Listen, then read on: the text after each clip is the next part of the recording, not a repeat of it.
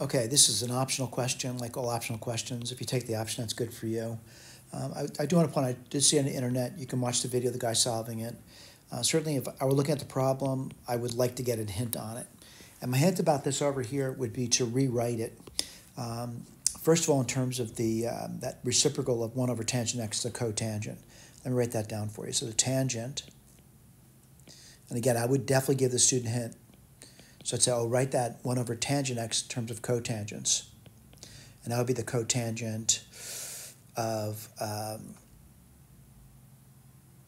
x. All right, so that's not so bad. So 1 over tangent is the cotangent. The next thing I would recommend is I'd use cofunction identities. So cofunction. So the cofunction I'm going to use is tangent 1 over x. And I'm going to say the, let's see, the cotangent of x, the cofunction identity there is tangent pi over 2 minus x. Let me write that down then. So this would be the same thing as a tangent pi over 2 minus x. All right. Now, certainly, at this stage of the game, you might say, I think I know how to do it, but I do want to claim that the arguments here, they certainly could be identical, but they could also differ by a multiple of pi. And y is a tangent curve, has a cycle length of pi. So I'm going to write that down. I'm going to write 1 over x equals pi over 2 minus x plus some multiple of pi. And this, do you understand that n is some integer number? All right.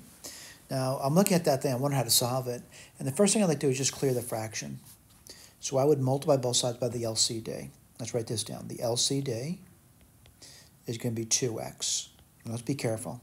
So 1 over x times 2x equals pi over 2 times 2x minus x times 2x plus pi n times 2x.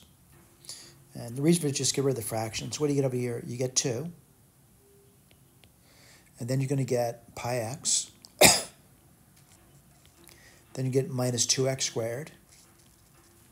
And then you're going to get, I'm going to neaten that up a little bit. I'm going to say 2 pi n. Let's make sure I'm doing that okay. And then an x.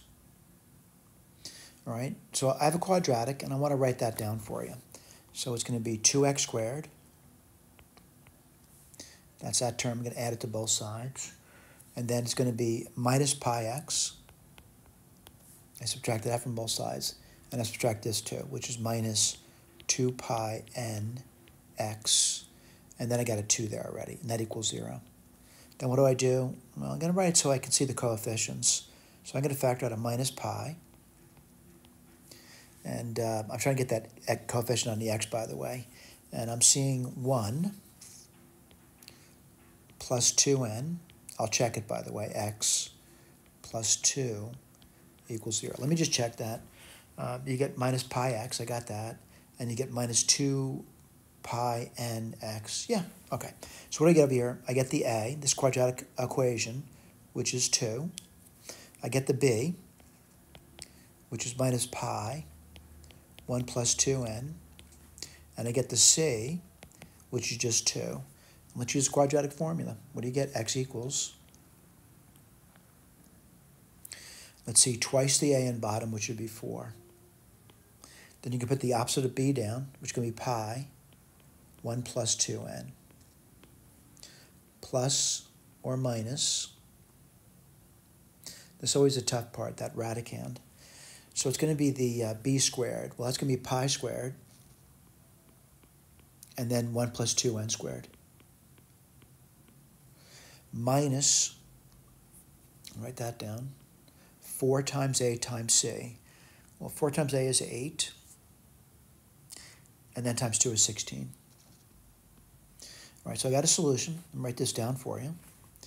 I'm going to clean it up a little tiny bit. You know, I don't have much room over here, so let's write this over here. X equals, that's a 4.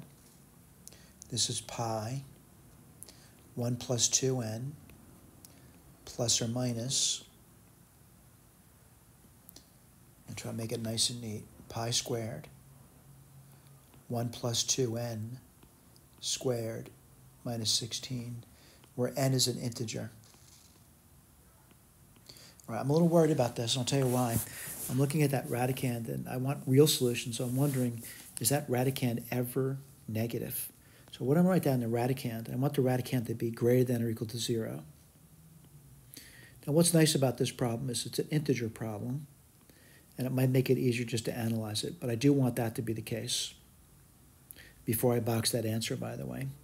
So I'm going to say, like, if I started at 0, I'm immediately in trouble, by the way. And what was that? I get pi squared, and that would 1 plus 0 is 1, and 1 squared is 1 minus 16, and that's actually less than 0.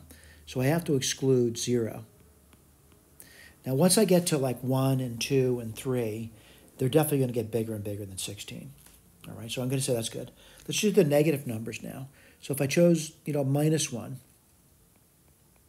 what would I get? Well, I get pi squared. And then I get, 1 plus minus 2, which is minus 1 squared. And that's still negative, by the way. All right? And why is that? Pi squared is certainly smaller than 16, so it's a negative number. So I have to exclude minus 1 from it. All right? And like if you did minus 2, that's when you start getting like, pi squared. Minus 2 would give you minus 3 squared. And that's going to be certainly greater than or equal to 0. Why is that? It's 9 times pi squared. It's certainly greater than 16. So I got my answer. My answer's over here. And I'll put a box on it. Considered a tough question. It cost me trouble too, by the way. I needed time to think through it. I did use graphing software, but I didn't put the graph down because the graph really didn't help me, by the way. What helped me, I'll tell you, be honest with what helped me, was using the cotangent and then rewriting the cotangent using cofunction identities, and then realizing the tangent curve keeps repeating itself.